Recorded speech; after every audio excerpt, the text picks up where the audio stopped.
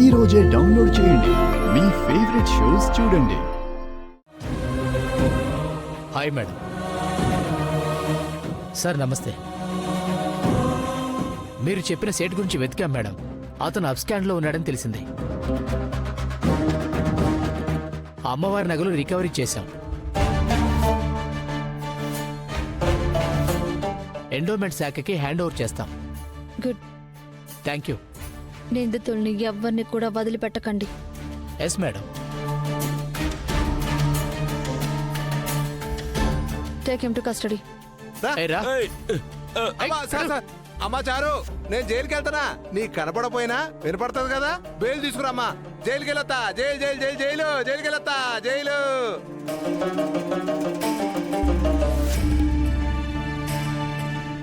అక్క చెల్లెలు కలిపి ఏదో ప్లాన్ వేసి ఉంటారా?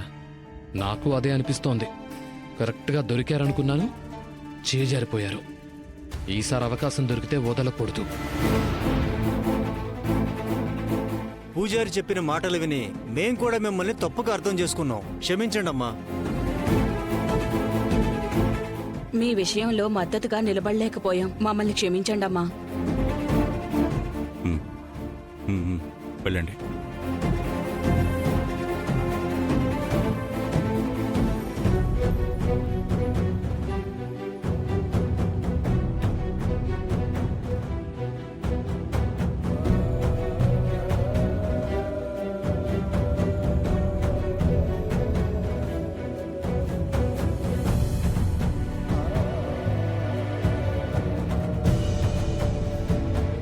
ఈ తల్లి మీద ఈగ వాలినా అక్కా చెల్లెళ్ళిద్దరూ తట్టుకోలేరు కదా.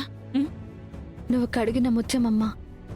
నీ పైన అపనిందను మోపాలని చూస్తే మేము చూస్తూ ఊరుకుంటామా?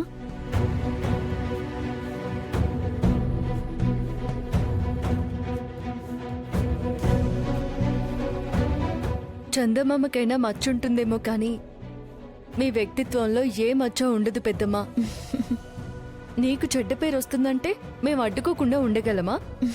ఇంతకంటే అదృష్టం ఏ తల్లికుంటుంది? సీతమ్మ జానకమ్మగా పుట్టింది, లవకుశులు ఈ ఆజ్యరామలా పుట్టారు. అంతే కదా.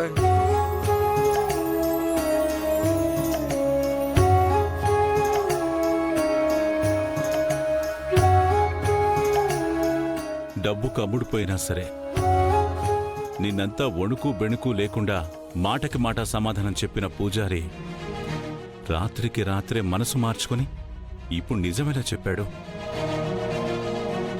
నేను చెప్తాను బావగారు. వీళ్ళిద్దరు సామాన్యులు అనుకుంటున్నారా మీరు? ఆడపిల్లలుగా పుట్టిన ఆడ పులులు బావగారు వీళ్ళు.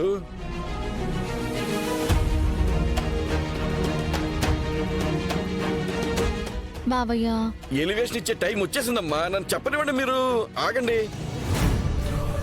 వీళ్ళిద్దరూ ఆ అమ్మవారికి ప్రతిరూపాలు బావగారు.